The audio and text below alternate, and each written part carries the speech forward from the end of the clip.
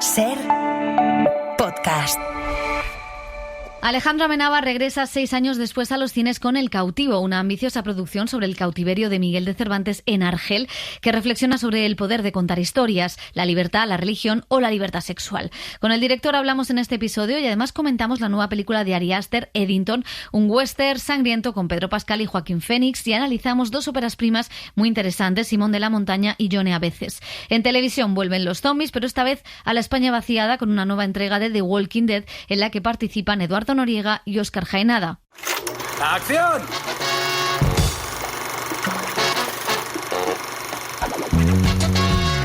El cine en la Ser con Pepa Blanes.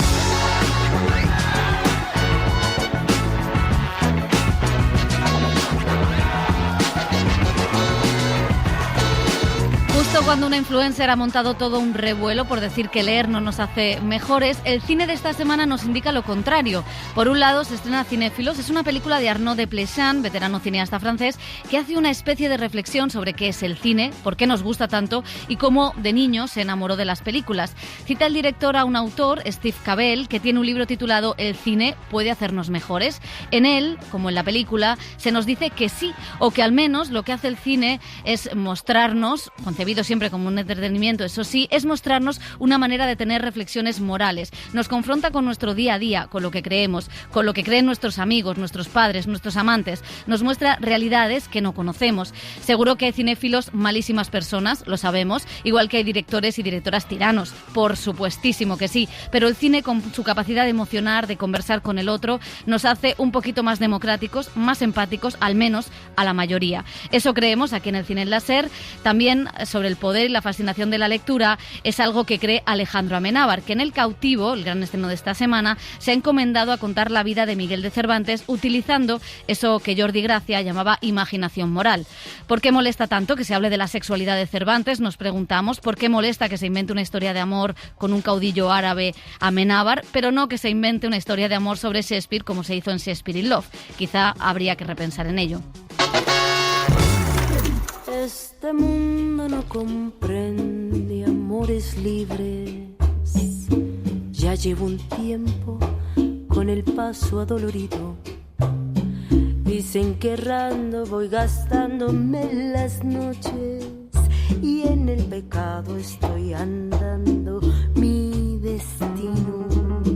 En este amor que nadie aplique la justicia, yo a ti te quiero sin cadenas de algún juicio. Y aunque la culpa me consume hasta los huesos, sencillito estoy aquí porque te quiero. Amemos este amor clandestino. No hay muchas películas sobre Cervantes, tampoco sobre su obra, a pesar de que sea el escritor más importante de la literatura en español y un referente mundial. Elio Castro, José Manuel Romero, ¿qué nos pasa?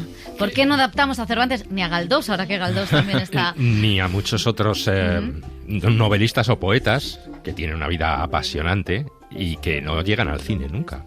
No, estoy pensando, por ejemplo, Vicente Aleixandre, que se han estrenado 2 documentales sobre su vida, pero no hay una obra de ficción que hable de esa generación de Vicente Aleixandre en Madrid, de su relación, por ejemplo, con Lorca, con Miguel Hernández, con Alberti, es decir... A mí me gustaría mucho de Max Schaub. No se ha También. adaptado a Max Schaub, que es el hombre que ha retratado esa época, el exilio en México, y que hizo un libro que se llama La muerte de Franco, que es bastante interesante, ¿no? Fíjate que yo creo que a lo mejor quizás no tiene tanto que ver con interés, ¿no?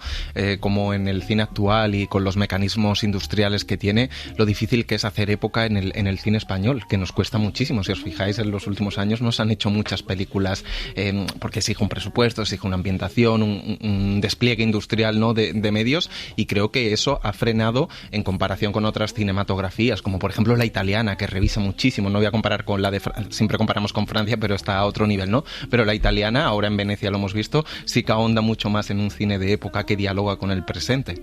Inglaterra también. También, bueno, la literatura es que nos hemos anglosajona. comido a Shakespeare de Hombre. todas las maneras posibles, cuando Cervantes es infinitamente mejor. Claro. Hombre, por supuesto. El patriotismo es esto, queridos. Y después, es verdad que la Ley Miró sí que se apostó en detrimento de otras cosas, que la Ley Miró también tenía sus cosas negativas, como luego autores como Ales de la Iglesia o Almodóvar han denunciado, pero sí que es verdad que la Ley Miró miró a ese siglo de oro y se adaptó a Calderón, a Lope, ¿no? Y en ese momento sí que tal, pero bueno, es verdad que es difícil adaptar el Quijote. Todos los intentos han sido un poco con sus más y sus menos.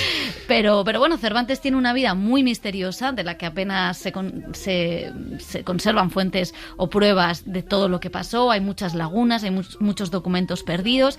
De hecho, incluso las pocas biografías que hay sobre Cervantes, pues también andan un poco como con cuentagotas. Quizás solo así se entiende pues la cierta polémica, ¿no?, que ha generado Alejandro Amenábar, un director que se ha atrevido con todo y que siempre que se ha atrevido con algo ha abierto debates, eso hay que reconocérselo, y ahora se acerca a la vida del Quijote, del autor del Quijote, a su cautiverio en Argel, o sea, mucho tiempo antes de que empezara a escribir la gran obra, que como decimos ha dado para muchos libros, para muchas investigaciones, ahora también para esta película de aventuras, que es una historia de amor, un canto a la ficción y a los libros.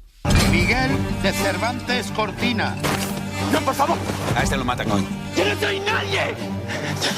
Por lo que piden por nosotros, de aquí no nos rescata ni el rey. Puede que estos caballeros te miren ahora por encima del hombro, pero tú serás hombre de letras. Julio Peña es el joven Cervantes, prisionero en Argel, que desarrolla una habilidad para contar historias, un poco como Las Mil y una Noches, para entretener al resto de los cautivos, y conoce un mundo diferente a ese que la Inquisición y la corona española le habían enseñado, y también descubre su sexualidad.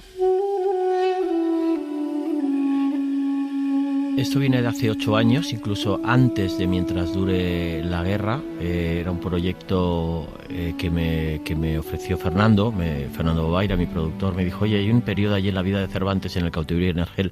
Yo no tenía ni idea del cautiverio de Cervantes, conocía Lepanto. El manco de Lepanto. Probablemente sí que había pasado por prisión por un tema de impuestos y poco más. Realmente lo increíble es lo mucho que creemos que sabemos de ciertos personajes que son como icónicos en nuestra cultura, y creo que no solo yo, sino mucha gente no sabía cosas de Cervantes y en concreto de esta época. Entonces, esta historia, que empezó como una historia de fuga, de cárcel, un poco rollo Conde de Montecristo, claro, cuando rasqué en los libros de historia y en las fotografías, en las biografías, salían temas que no tenía ni idea, como lo que era la libertad, la permisividad sexual en Argel, todo el tema de la sexualidad de Miguel de Cervantes, y entonces ahí es cuando empecé a conectar muy íntimamente con el proyecto, y hubo un momento, bueno, luego todo esto quedó detenido, surgió Mientras duró la guerra, surgió mi serie La Fortuna, pero hace un par de años decidí eso, que estaba ahí dormido, rescatarlo, y vi que era la historia que tenía que hacer.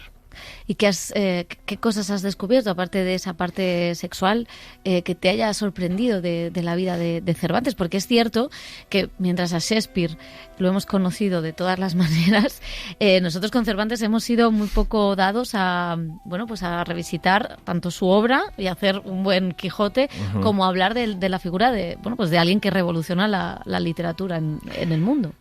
Bueno, pero eso ya me pasó con la historia de Unamuno y su discurso en el Paraninfo, que me pareció muy cinematográfico. Digo, ostras, y no se ha hecho nada de esto con todas las películas que se han hecho sobre guerra y posguerra, y con esta sí que es muy sorprendente, porque que yo sepa solo hay una película centrada en la vida de Cervantes, del 60 y muchos, una coproducción, y una serie española dirigida por Alfonso Hungría de los 80, y es que no hay más. Entonces sí, me sorprende que no se haya hecho antes, y sobre todo este periodo que es tan interesante para entender, porque yo digo que esto es como la creación o la gestación del héroe, en este caso del héroe literario, cómo alguien se convierte en un genio de la literatura, y me llamó mucho la atención, que eso además coinciden en muchos de los libros, de los ensayos que he leído, en que esta voluntad de narrar, y narrar desde una perspectiva diferente, con personajes que no son blanco y negro, viene precisamente precisamente de su experiencia traumática en Argel y de haber tenido la oportunidad de convivir con el enemigo, con la cultura musulmana, que es lo que a Cervantes lo hace una persona más completa y lo hace un creador más completo. Hablando de esa libertad sexual, claro, tú descubres y rompes uno de los mitos, ¿no? Y es que en esa parte en Argel había una libertad sexual para muchos hombres, para muchos españoles que podían ir allí y vivir su sexualidad en plenitud, de libertad, sin ningún tipo de... sin el pecado, ¿no? Sin la Inquisición. Claro, esto es un descubrimiento bonito, esas comunidades que se creaban, y además es una parte de la historia que conecta con la actualidad, ¿no? Sí. Es ese descubrir sexual, también es la decepción de ese medio padre, ¿no?, que tiene Cervantes y que se queda un poco raro. No sé si es también algo que hace la película muy actual, muy de nuestros días. Yo creo que es definitivamente lo que la hace actual. El otro día estaba en el desfile del Orgullo Gay y me preguntó el periodista qué habría escrito Cervantes sobre el orgullo. Digo, pues probablemente habría estado aquí en las carrozas detrás. Tengamos en cuenta que es el Cervantes de esa época la que le tocó vivir y que por supuesto nadie podía ni manifestar su sexualidad alegremente ni hablar de ello, pero si hoy hubiera descubierto esa explosión de libertad, no me cabe duda de que Cervantes habría estado ahí, como Lorca habría estado ahí, Quevedo probablemente no habría estado. Habría hecho un soneto metiéndose con alguno, probablemente. Pero sí, es lo que para mí es lo que la conecta. Yo cuando leía, y además esto viene directamente de la crónica de Antonio de Sosa, que es uno de los personajes que aparece en la película, que interpreta a Miguel Reyán, y cuando te describe cómo eran esas calles en las que los corsarios se paseaban con sus novios, que les llamaban garzones, los engalanaban, pues es algo muy de desfile del orgullo gay. Era una sociedad absolutamente inédita, que no te puedes imaginar en aquel momento y en medio de una cultura musulmana. Esta ciudad es peor que Babilonia. ¿Quieres saber por qué te he salvado a ti? Esta vez Hassan te hará pedazos. Ya se arreglaré. Tú vales más que todos nosotros. Tú no eres nadie más que un embustero. Yo he querido indagar y he querido profundizar y me he querido mojar en cuanto a la sexualidad de Cervantes. Yo tengo mis intuiciones y he tenido mi manera de afrontar esta película, de discutirlo con su protagonista, con Julio Peña, con mi productor, con Fernando Bobaira. Probablemente sea mi primera película gay, o donde la temática gay tiene una presencia muy clara. Pero lo curioso es que cuando la gente ve la película, así como yo he intentado completar las casillas mediante la ficción que los ensayos no te pueden dar, que solo te plantean como hipótesis, yo creo que finalmente es el público quien tiene que completar las casillas y deciden cosas parecidas pero no necesariamente iguales con respecto a lo que tiene que ver con la sexualidad de Cervantes. Pero sí, curiosamente, a veces los periodistas y del entorno gay me han preguntado, ¿y para cuándo una película gay? Como te he dicho, no me interesa demasiado hacer una película autobiográfica, pero esta era la excusa perfecta para abordar la película desde esa perspectiva y desde la sensualidad. Hay otro tema que yo creo que está presente en Ágora y en Regresión, y que aquí también tiene un eco, que es el tema de la fe, las creencias y el peso de la religión, que aquí es muy potente precisamente con el personaje de Tejero, que es el que deja por escrito esas palabras sobre Cervantes que después se recogen. No sé si es un tema que te preocupa, porque se repite en parte en tu filmografía. Bueno, la religión, yo me he criado en un colegio religioso sin ser mis padres demasiado religiosos, pero he vivido la religión, la disciplina religiosa la he vivido y la conozco perfectamente. He estado interno 10 años en los Padres Escolapios. Y sí, es un tema que me llama la atención. En general, todo lo que tiene que ver con la creencia, es decir, la religión, no solo hay religión religiosa, valga la redundancia, está la religión del fútbol, está la religión de la política, está la capacidad, cómo tenemos, primero la capacidad muchas veces de autoengañarnos y cómo nuestras ideas prevalecen sobre nuestra humanidad. Eso es algo que me llama mucho la atención. Estaba la semana pasada en un coloquio en el Congreso por el 20 aniversario del matrimonio igualitario y había una chica que contaba su historia, bueno, una abogada, activista, lesbiana.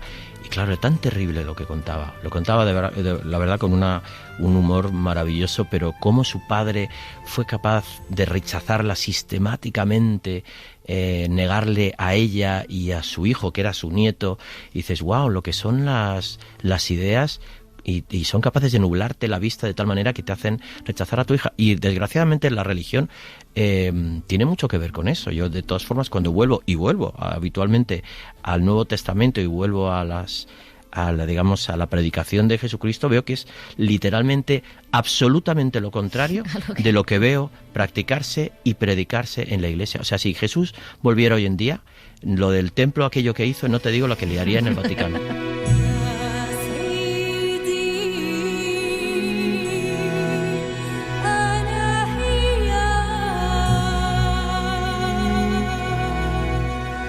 El cautivo. Iba a decir Alejandro Amenábar, ¿qué opinas?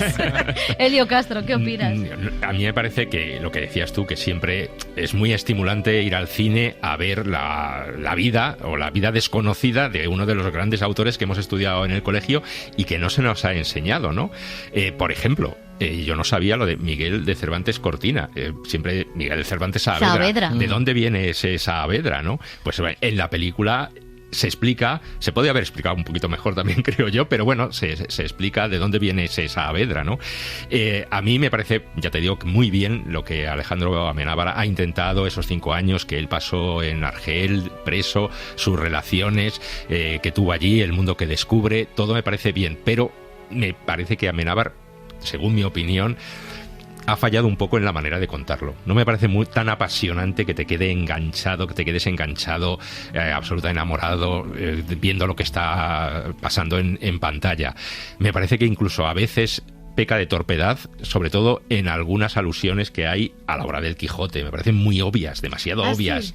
Sí, a mí me parecen bonitas, ¿sí? Fíjate. Sí, que creo que es una de las cosas, fíjate, en comparación, creo que estoy de acuerdo contigo, creo que al final la película es muchas cosas. Es una historia de amor, es una película de aventuras, sobre todo, ¿no? Que es, a mí quizás la parte que más me gusta. También es un retrato de una época que conecta con el momento actual, o que quiere conectarlo con el momento actual. Me parece que son como muchas cosas y que creo que ahí en la parte del guión no siempre mantiene que todo el conjunto, y es verdad que le falta la grandeza que tienen otras de sus películas, pero a mí esa manera de meter guiños a lo que luego será el Quijote, o de cómo él se encuentra con la historia de Marcela, o como quizá la de los molinos es la más obvia porque todos tenemos eso en mente, pero hay como pequeños detalles que va metiendo que luego aparecen en el Quijote, y a mí sí, eso me parece muy bonito, fíjate. Me parece que está tampoco está muy bien casada las partes de ficción con las partes de realidad. Y luego, dado que es una época de la vida de Miguel de Cervantes, de la que se sabe muy poco, de la que hay mucho misterio, me parece muy bien que se especule, pero me parece que la película peca precisamente eso, de no tener mucho misterio. O sea, de no trasladar al espectador ese misterio de lo que pudo pasar o no pasó, o sí pasó, o lo que se ha inventado Amenábar. Me parece que juega bastante con lo obvio y se queda bastante lejos eso de trasladar al espectador esa sensación de lo que allí vivió Miguel de Cervantes. Luego sí que hay una cosa que, o sea, sí que es verdad que se ha escrito mucho sobre esa posible homosexualidad de Cervantes, qué descubrió, qué no descubrió, hay como bastantes especulaciones, ninguna prueba, o sea, no sé qué historiador leí que no se puede decir que Cervantes sea homosexual, como tampoco se puede decir que sea heterosexual, pues, evidentemente, ¿no? Pero sí que es cierto que en ese juego de lo que podemos decir imaginación moral, porque siempre se basa en cosas que fueron reales, o sea, lo que se escribió sobre Cervantes y sobre sus conductas inapropiadas por parte de el personaje Fernando Tejero, que existió de verdad y escribió eso de verdad, pues existe, o sea, como que a mí sí me gusta esa especulación, me estimula, y me parece también un ejercicio muy interesante de poner a determinada parte de la cultura y de las letras españolas en el espejo de, bueno, es que no pasaría nada, es lo de menos. Si lo más importante, como si fuera cristiano viejo, como si no fuera cristiano viejo, ¿no? Que es una de las cosas que también se decía sobre Cervantes. Y de hecho, la biografía del director de la RAE, ¿no? Hace muy poco, que es un libro estupendo, dedica un capítulo solamente a esta parte. O sea que no es una cosa que para que los oyentes sepan, no es una cosa que Amenábar juega y cuenta qué podía haber pasado en esas habitaciones de Argel, que a mí me parece súper sensual y erótico ese momento. Sí, no sé, debía ser ese mundo y debe ser muy bien documentado, pero lo que sale en la película a mí me parece paradójicamente poco creíble. Bueno, y también venimos de hablar estas semanas, ¿no? La ficción es libre para rellenar huecos de lo que no está escrito, y lo que no está escrito puede ser de una manera o de otra. Entonces, esa fabulación también forma parte del juego y de la propia historia de Miguel de Cervantes cuando luego se convirtió en escritor. Yo tengo más problemas con la película, con muchísimos elementos. Creo que el guión me parece esquemático, previsible y obvio. Y luego creo que el arco de los personajes igual, me parece un poco caricaturesco muchos de los personajes. Precisamente Cervantes es el que menos, y creo que Julio Peña está bastante bien para un papel muy complicado. Sin embargo, en el reparto de los diferentes roles, ¿no?, que pululan o rodean a ese Miguel de Cervantes, tanto el patio de la prisión como en la corte, por así decirlo, musulmana, creo que hay muchas cosas que caen en la caricatura, o a mí me lo parece. Y luego creo que intenta jugar con varios tonos y tener varias tonalidades justamente con los géneros, ¿no? Decíais aventuras, yo creo que también entra mucho dentro del drama palaciego, cortesano, de intrigas, ¿no? Y traiciones, y quién me va a traicionar, y qué hago, y la lealtad, y a quién traiciono y no traiciono, y eso también creo que no llega a estar de una forma bien construida. Y decir la sensualidad, a mí no me parece que lo consiga en absoluto. Y aparte de los problemas que veo de guión o dirección de actores, luego creo que también visualmente es una película bastante feuna o bastante pobre. No me parece que logre captar, ¿no?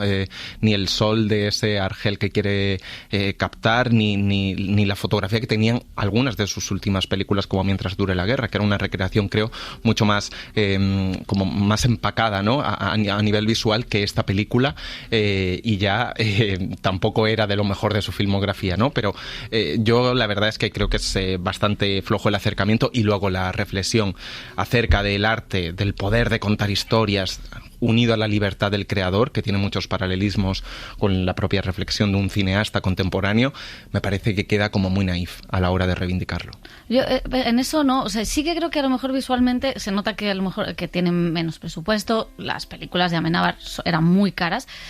Fijaos en Agora, por ejemplo, que era un despliegue visual apabullante, y una película que se adelanta a muchas cosas.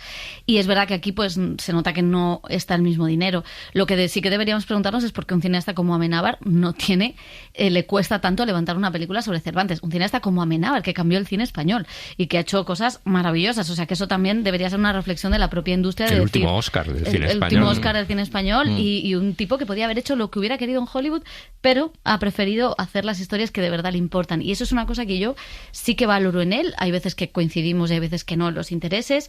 Yo en esta sí que he de decir que yo me lo pasé bien.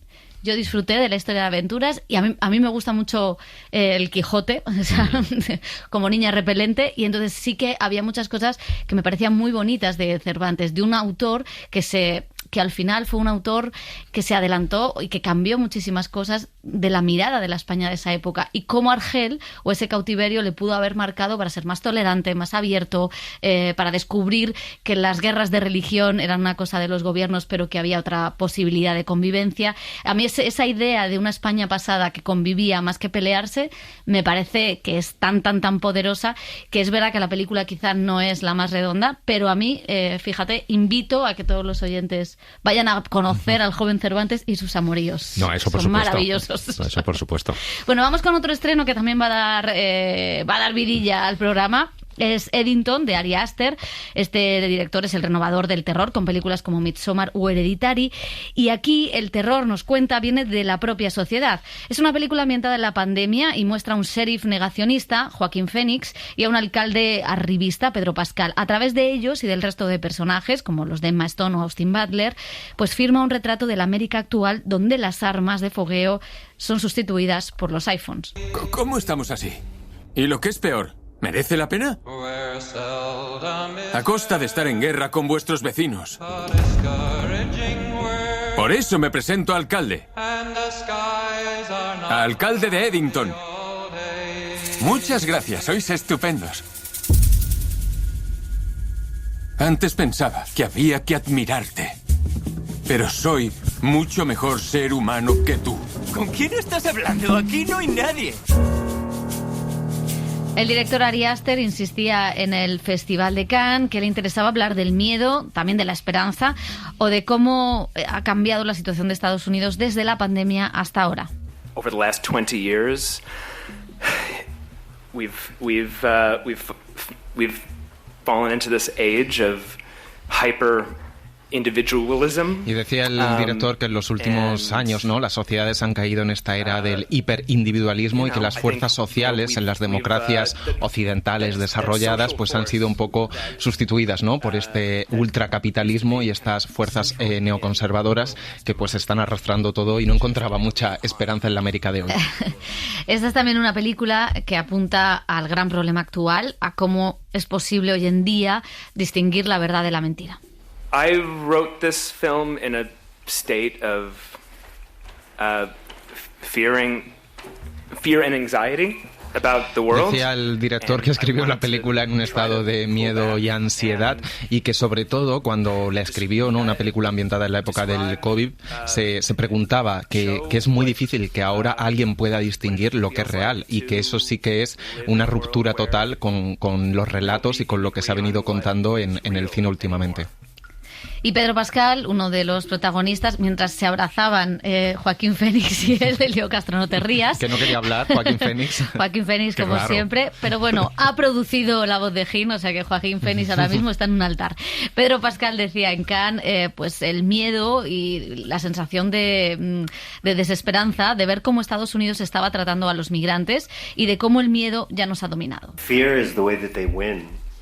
For one, and so keep telling the stories and keep expressing yourself and keep fighting to be who you are.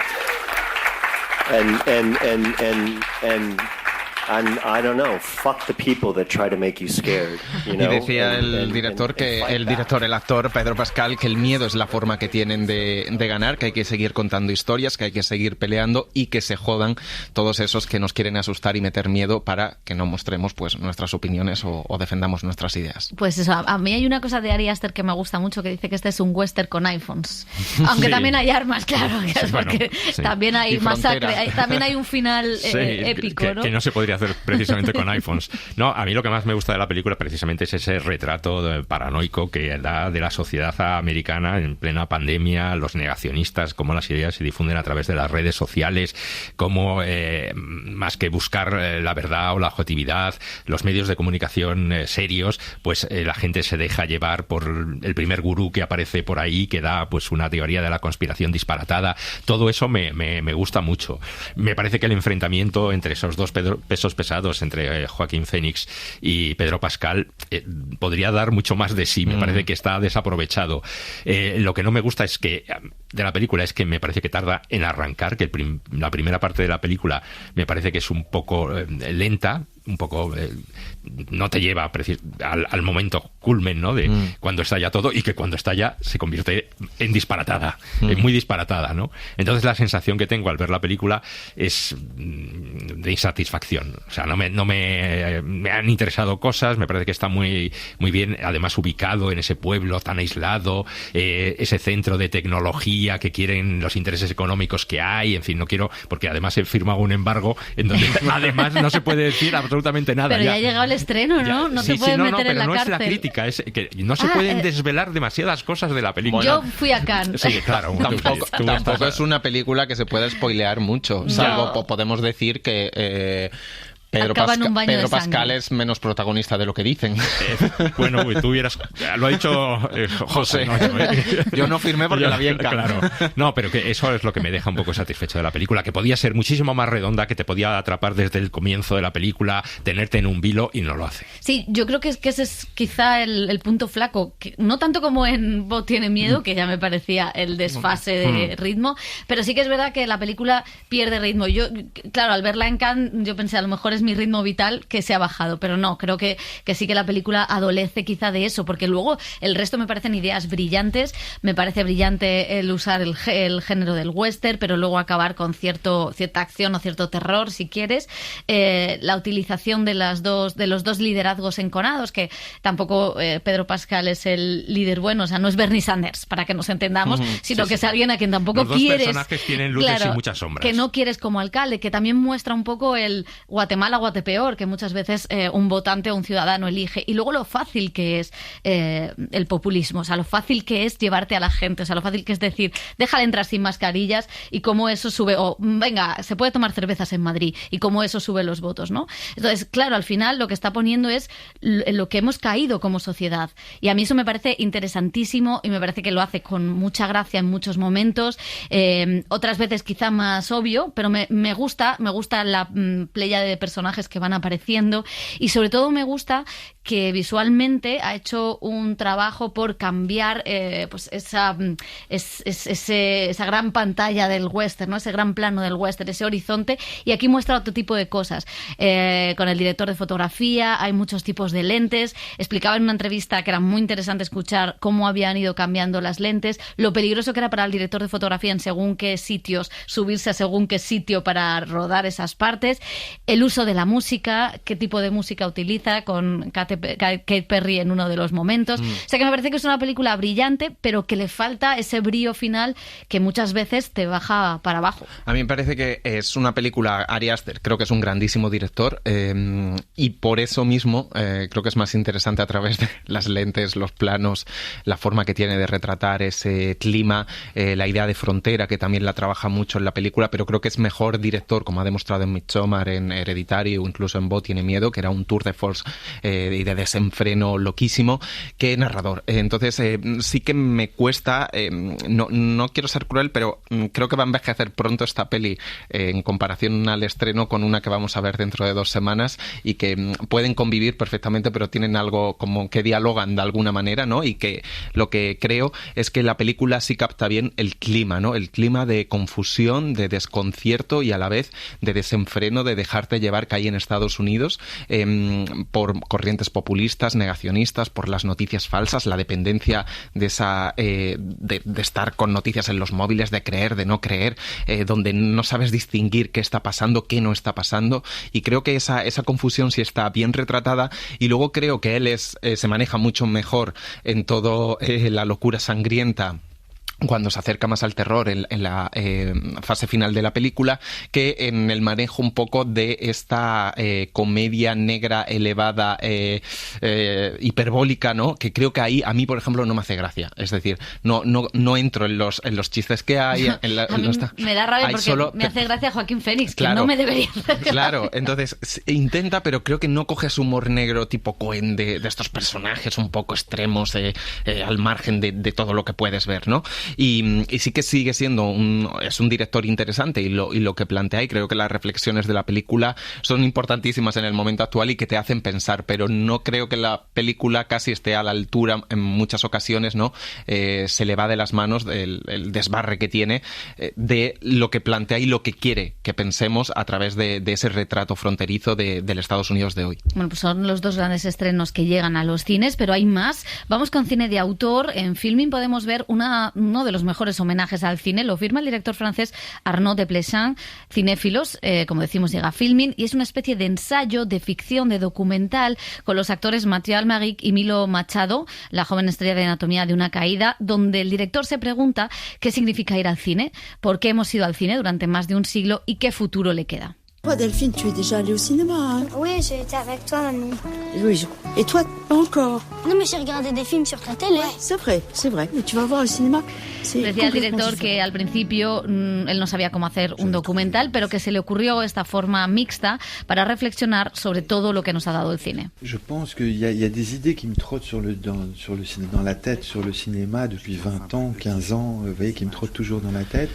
Et je pense y contaba Desplechin que hay ideas sobre el cine que llevaban rondando en su cabeza durante 15 o 20 años, pero fue en la época también del COVID cuando muchos cineastas pues se replantearon, ¿no? Y dijeron qué lugar tenían las películas y qué arte habían heredado, que era un tesoro y que tal vez iba a desaparecer. Las películas son la forma que tenemos de ser vistos y ahora las vemos en la televisión y quizá ya no tanto en las salas de cine, de las que teme que desaparezcan. Y bueno, decía que cuando se puso a escribir le salieron ideas, fragmentos de biografías, de películas, y luego ya le dijo al productor, a ver cómo consigues los derechos para meter todo todos estos fragmentos de películas, pero le dijo el productor que eso ya era su trabajo. 55 películas aparecen, han conseguido los derechos de todas, entre ellas muchas de la Nouvelle Vague, pero no solo, él citaba Los Olvidados de Buñuel como una película fundamental, a Bergman, a Kurosawa, bueno.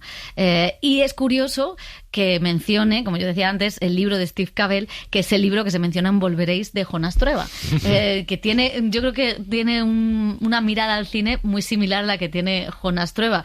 Es muy bonito porque cuenta cómo él de niño se enamoró del cine yendo con su abuela a ver Fantomas, que él había visto muchas películas en televisión, pero que cuando llegó al cine y vio esa luz, dijo, ¿qué es esto? ¿Qué es lo que es? Y la verdad es que yo no soy especialmente fan de Desplechin, pero es una película que sí que recomiendo mucho.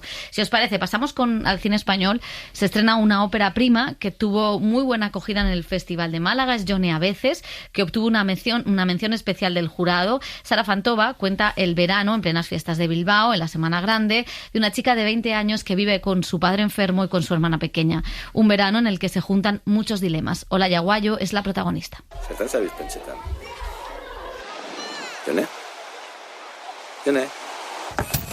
Mi padre me ve leer unos diarios a mí de Susan Sontag y me dice, ¿por qué te interesa leer diarios de la gente? Y yo, pues no sé, Aita, como que me apetecía leerlo.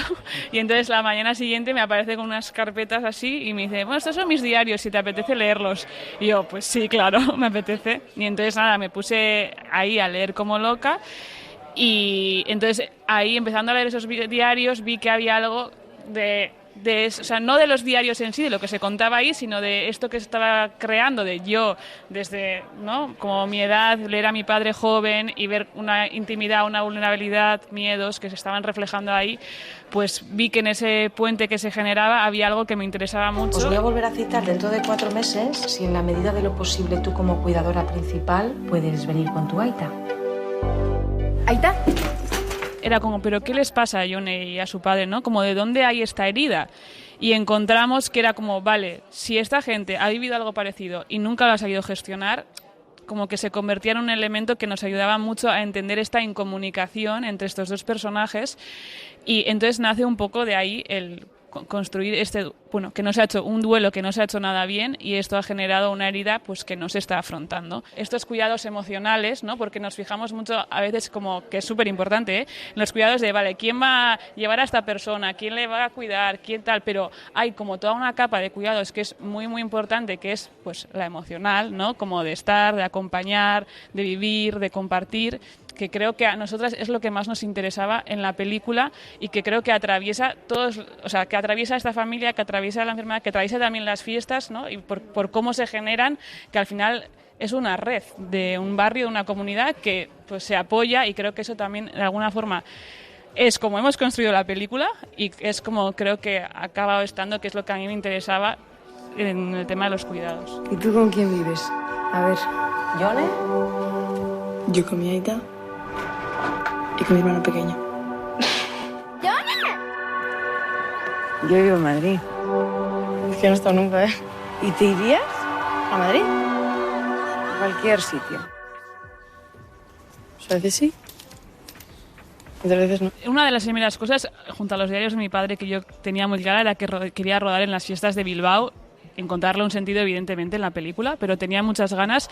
Entonces para mí es algo que he vivido siempre y que estoy como muy familiarizada con todo, ¿no? Desde el momento de vivir la fiesta, pero lo que son las comparsas, porque todas las fiestas de Bilbao son autogestionadas, entonces cada comparsa es un espacio de militancia que luego durante el año, todo el año, hacen 1000 cosas, ¿no? Entonces yo ya estaba muy familiarizada, mis amigas también, mi hermana Olaya, no en Bilbao porque no es de Bilbao, pero en la Rabetsu, como quiero decir, como que todas las chicas que participan en la peli, de alguna forma, cada una en su contexto, es un contexto que ha vivido y del que ha participado mucho.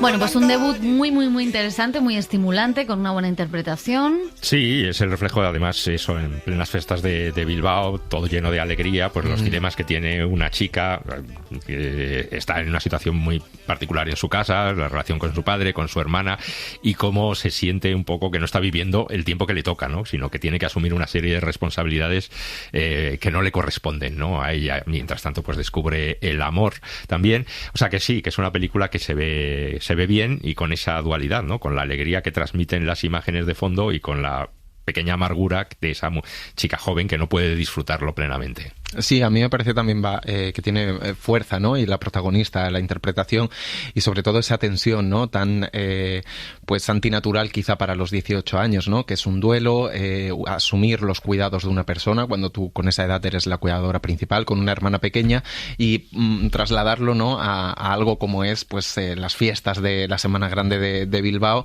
cuando tú estás en la edad de sacar todo lo que tienes dentro, ¿no? De disfrutar con tu cuadrilla, descubrir el primer amor, como una especie de coming on age un poquito tardía, ¿no? Y que te hace ese sándwich entre los cuidados y la vida que puedes tener, y te deja, como dice el título, pues a veces, ¿no? De a veces sí, a veces no, porque mi vida está un poco suspendida y tengo que hacer una gestión emocional de todo lo que me está pasando, y creo que lo retrata bien, sí. Pues ha nacido una directora, o sea que atentos a la carrera de Sara Fantova. Y llega también a cines el documental Caja de Resistencia, de Alejandro Alvarado y Concha Barquero. En él tratan de recuperar la memoria de Fernando Ruiz de Vergara. Fue un director que dejó decenas de bocetos de películas que nunca llegó a realizar después de haber sufrido un caso de censura en los inicios de la democracia española. Las películas que Fernando soñó estaban todavía vivas, esperando en un futuro a tomar forma. Hacemos un viaje subterráneo, ¿no? Y intentamos como intentar salir, ¿no? Que aparezca encima de la tierra, ¿no? Sí, que salga a la superficie, ¿no? Todo lo que está soterrado. Lo que planteamos, sí. Sí. Muchas veces, de hecho, hemos utilizado como esa idea, ¿no? Como esa expresión para pensar un poco la película, ¿no? Que en realidad está formada por muchas capas, ¿no? Y que la idea es justamente estratos, e incluso, bueno, de una manera más literal, ¿no? Sin contar demasiado de la película, pero sí que aparece esa idea, ¿no? De desenterrar literalmente, ¿no? Pues pedazos de la historia, en este caso una figura como la de Fernando Ruiz Vergara, bueno, que ha quedado al margen, ¿no? Digamos, de la historia oficial del cine, fundamentalmente, y todas esas historias que él quiso hacer y que quedaron también en la estacada, ¿no? El cine tomará forma de combate, diálogo, herramienta, de convivio, de huida, de posibilidad. Y fue una de las sorpresas del pasado Festival de Cannes, Simón de la Montaña, del argentino Federico Luis. Es la historia de un joven en la cordillera de los Andes que se hace pasar por un chico con discapacidad. Yo siento que siempre fui así. Ay, Dios.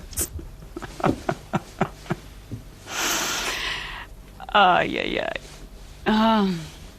Pienso que mañana vamos a ir a un hospital, vamos a hacernos estudios y vamos a descartar toda esta historia, ¿sí? Si uno va como rastreando la historia del cine que se centra en personajes de estas características, suelen tener eso, ¿no? Muchos límites morales, muchos problemas de pudor, muchos problemas de cómo tratar el tema, entonces mejor ni lo trato, como todo ese tipo de cosas que, bueno, que uno siempre esperaba poder hacerlo de una manera distinta con la película esta. Rechacé en su momento la idea de hacer de este personaje, pero una vez que dije que sí, empecé a notar una confianza en Fede, y él se había tomado un trabajo tan sincero en la investigación de todo este mundo que me abandoné a sus brazos, digamos, ¿no? Entonces ya fue con los ojos tapados, ir ciego y entregar el cuerpo. O sea, hubo un momento que solo mi miedo por ahí no era tanto sobre cómo representar un personaje discapacitado, sino mi miedo era entregarme a la fe y a la intuición de un otro. Y una vez que pude abandonar ese miedo, ya se podía hacer. Y terminamos con Sigue mi voz, adaptación de las novelas de Adriana Godoy. Inés Pintor y Pablo Santidrián son los directores de esta historia de una joven que tras una crisis de salud no hace otra cosa que escuchar un programa de radio y se enamora de la voz que escucha allí. Hoy hago 76 días en casa. No podía ir a clase porque han sido unos meses difíciles para mí. Sé que me pierdo muchas cosas estando en casa, pero es que aquí también me siento protegida de muchas otras. Te juro que todo va a estar bien. Te lo prometo. Hay alguien al que escucho todas las noches. Tiene un programa de radio. Esto es Sigue mi voz. Y yo soy K. Como siempre digo, tenemos que aprender de lo malo y pasar página. Quiero intentarlo. Quiero intentar volver a clase.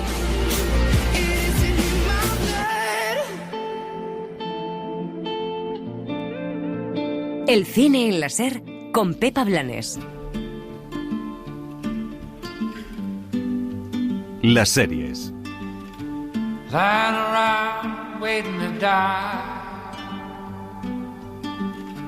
Never did quite satisfy. A siren song, sugar tongue. En televisión regresamos a una de las franquicias que más horas de ficción nos ha dado. Hace 15 años se emitía el primer capítulo de The Walking Dead y los zombies no han parado, siguen en la actualidad. De hecho, llegan a la Casa Blanca algunos de ellos. Otros están aquí en el estudio del cine en la SER. Dani Garrán. Hola, muy buenas, con chicos. Esa voz un poquito zombie. De voz de zombie tengo todavía. Qué buenísima era la primera temporada. Le pasaba como a Prison Break, de las mejores primeras temporadas. ¿Cómo nos olvidamos de ella poco a poco, verdad? Luego ya se perdió. Se perdió en el espacio exterior. Bueno, de los 6 spin-offs, 6, ojo, que ha tenido la serie. Algunos han sido más exitosos que otros, no podía ser todo bueno. Y tenemos que hablar de uno de ellos, el que está protagonizado por Daryl Dixon, que ahora estrena su tercera temporada, con la particularidad de que ha transcurrido en nuestro país. Hay que ser muy fan para haber visto la serie completa. Yo reconozco que no conozco a nadie. O tener mucho tiempo libre, ¿sabes? No conozco a nadie. Perdió fuelle después de varias temporadas y todas sus ficciones derivadas. Pero no olvidemos que el estreno de la adaptación de los cómics de Robert Kirkman fue revolucionario en su día, en 2010. The Walking Dead, Daryl Dixon, es uno de esos 6 spin-offs que decías, estrenado ya en AMC Plus y centrado en 2 de los personajes más queridos de la historia de la serie. Desde el primer capítulo aparecían Daryl y Carol. En este caso, cruzan el charco y luchan por sobrevivir en una Europa posapocalíptica, comenzando en Francia, continuando en Reino Unido y llegando ahora a las costas gallegas. Nosotros tenemos otro mundo. Aunque no hay cebras ni palacios, solo personas, amigos, gente querida que nos echa de menos y esperan que volvamos. Es nuestro hogar. Norman Reedus y Melissa McBride son los actores que interpretan a Daryl y Carol, y durante 10 meses de rodaje, con un equipo de producción eminentemente español, recorrieron 8 comunidades autónomas y 22 municipios para crear una España posapocalíptica con Tampoco sede... es tan difícil. Tampoco es tan difícil. Con sede en Sepúlveda, pero también recorriendo el granadino barrio del Albaicín, las ruinas de Belchite o Barcelona. Además del equipo técnico, los guionistas y directores que han trabajado en esta temporada son españoles, como Paco Cabezas, y los actores secundarios que cuentan con gran protagonismo también, Eduardo Noriega, Óscar Jaenada, Alessandra Masancay o Greta Fernández, avanzan en una trama en la que se habla pues de Picasso, de Gaudí o de Franco. Por supuesto, no, este último no podía faltar en una película de zombies. Zombi mayor.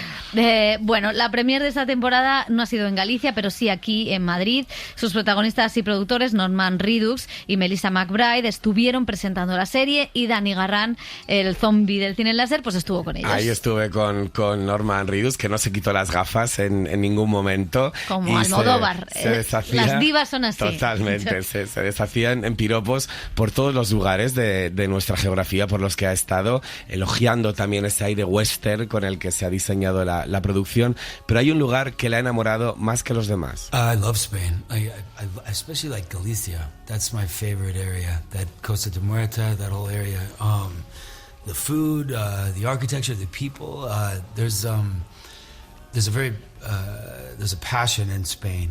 Y decía que le encantaba España, especialmente Galicia, es mi zona favorita, la Costa da Morte, la comida, la arquitectura, la gente, hay pasión en España, la gente quiere hablar contigo, quiere abrazarte, quiere presentarse. Bueno, algunos americanos no llevan tan bien lo de los abrazos y la efusividad española. Que se lo digan a Lady Gaga. No me di cuenta, sí, contigo, no me di cuenta de lo diferente que era Francia y España hasta que vine a vivir y trabajar aquí. La paleta de colores es diferente aquí, la pasión, la energía, la entrega es diferente, nos contaba el actor, bueno, le contaba Dani. Sí, el actor además quiere su refugio climático aquí en el norte, como Julio Iglesias. Galicia no es el único escenario que localizaron para rodar, y es que muchos de ellos tienen impregnada un trocito de historia española que los hace aún más especiales. We filmed in Sepúlveda, Belchite, the story of Belchite, the Spanish Civil War, Franco, all of it is part of the story. Decía el actor que habían filmado en Sepúlveda, en Belchite, con toda esa historia que tenía detrás de la Guerra Civil Española, de Franco, todo es parte de la historia.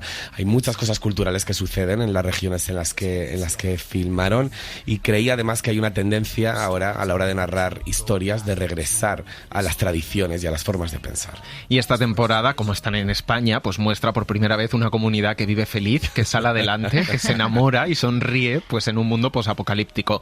Esa es una de las grandes novedades que incluye la serie, un cambio en la mentalidad de los protagonistas. I mean, there's still the apocalyptic, energy of bad guys wanting your stuff. They want your food, they want your territory, they want this, but there's a new element. Y decía que todavía, muestran la energía apocalíptica, ¿no? De los malos que quieren tu comida, tu territorio, esto y aquello, pero hay un nuevo elemento. Presentamos a este par de jóvenes que se van porque quieren estar juntos. Nunca tuvimos a nadie que luchara para estar junto o que lucharan por amor. Todo lo que hacíamos era correr y luchar. Y tal vez estábamos haciéndolo mal. La gente se enamora, ha descubierto cómo vivir y de estar en el apocalipsis y de estar feliz, lo cual pues es una locura, pero es lo que plantea esta temporada. Sí, porque silencioso y rudo, pero siempre carismático, Daryl Dixon se ganó su hueco en la serie desde el primer día y el cariño de todos los fans. No era de extrañar que los productores de la franquicia tuvieran claro dedicarle su propia serie, y Norman, el actor, no se cansa de interpretarlo. It's not harder to find new angles to play. I mean, it's like your life. Your life is probably today is not the same as it was 10 years ago.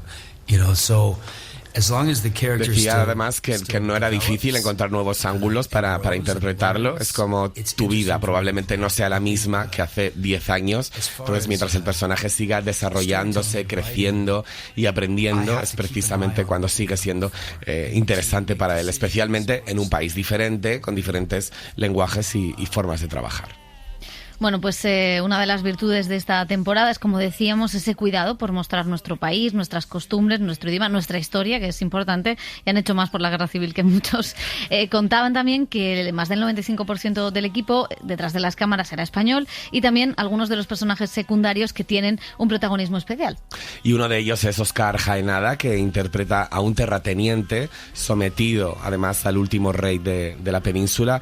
El actor, que ha participado además en varias producciones estadounidenses a lo largo de su carrera, remarcaba el carácter español de esta producción y cómo se había evolucionado en la investigación y el cuidado de la producción ejecutiva. Aporta mucha credibilidad y sobre todo una unión que quizás no se ve o no se puede planear, pero que existe, ¿no? Que de la primera vez cuando venían los americanos a España a rodar y eran todos los topicazos, pero hasta hace nada, yo he estado en producciones norteamericanas en las que hay unos topicazos de la hostia, a ver que realmente se implican y que investigan y que cuidan eso, ¿no? Yo creo que tiene mucho que ver la producción ejecutiva, creo también de Daryl y de Melissa, al no querer ellos el foco. Y han conseguido eso, ¿no? Del Day and Night de Tom Cruise, que las fallas eran en Sevilla, que tal los toros por aquí y tal cual, a esto yo creo que hay una evolución brutal, ¿no? De integridad, y ya te digo, y ese respeto provoca más cosas. Muy bien, Óscar, recordando uno de los hits de Tom Cruise. Bueno, otra de las actrices españolas que participa en la serie, Alessandra Masancay, destaca el cuidado por el idioma. No solo se habla castellano en la serie, también otras lenguas oficiales. También creo que ha habido mucho diálogo también. En mi trama, por ejemplo, se ha añadido el catalán. Cosa que inicialmente estaba en castellano, estaba en Barcelona, pero de repente han visto que yo soy catalana y que puedo hablar catalán, y dijimos, ¿por qué no hacemos la trama en catalán también? Y fue como, qué interesante, una producción americana añadiendo pues la variedad de lo que es España, ¿no? En todos los sentidos. Y como no, ambos han alucinado muchísimo con la comunidad de fans de The Walking Dead. Es una comunidad muy organizada. También siento que son muy agradecidos. Sí, porque hay una parte de que dices, llevan años haciendo The Walking Dead, y aunque para los que no lo sigan parece que se esté estirando, para los fanáticos es seguir alimentando, ¿no? Este universo. Rodábamos en parajes muy apartados y siempre habían 4, 5 o 6 chavales que habían llegado no sé dónde, que estaban ahí para ver, para que te firmaran con tu foto, que ya se lo habían impreso de antes. Ya sabían el nombre de tu personaje, sabían muchas cosas de tu trama, que dices en qué momento, cómo. Bueno, pues mira, es gente que sí ha seguido. Que sí la ha seguido del principio al final. Hay mucho friki también por ahí, ¿eh? ¿Sí? ¿Y a ti qué te ha parecido? A mí me ha gustado mucho esta temporada. Reconozco que no he visto las otras dos que transcurrieron en Francia, pero creo que sí que logra captar esta idiosincrasia que tenemos en nuestro país. Me gusta porque visita una España más del siglo XX, ¿no? Cuando todavía era una tierra de forasteros, cuando todavía pues había esa monarquía corrupta que pedía, ¿no? a los campesinos. Esto todavía hay, ¿no? De vez en cuando. Los grupos marginados por la pobreza. Creo que toda esa visita por principios del siglo XX español está muy bien marcado. Hay muchas alusiones también pues a los pintores. A Goya está muy presente también con esos claroscuros. Me parece que el diseño de producción está muy cuidado, está muy bien hecha, más allá de los zombies, que bueno, tampoco aportan mucho a la trama, pero creo que todo lo demás pero es si lo que no la serie importa. Sería otra cosa. Y además, para zombies los españoles me quedo con ese titular más que los franceses. Y solo diré muy a favor de que vengan producciones extranjeras y americanas tan grandes a España y que vengan zombies, pero se está rumoreando que The White Lotus se va a Francia en la nueva temporada. Cuando podían haberse ido a Benidorm, por favor. Claro, un poco de que vengan a España. Bueno, es importante porque la siguiente temporada de The Walking Dead se sigue rodando, con lo cual habrá más España en la siguiente, más España. Zombie, ¿Qué me está pasando? ¿Qué me está pasando este programa? Que me falta, estoy patriótica. Carlos Rodenas ha estado en la dirección técnica. José, Dani, nos vamos. Volvemos la semana que viene. Adiós. El cine en la SER con Pepa Blanes.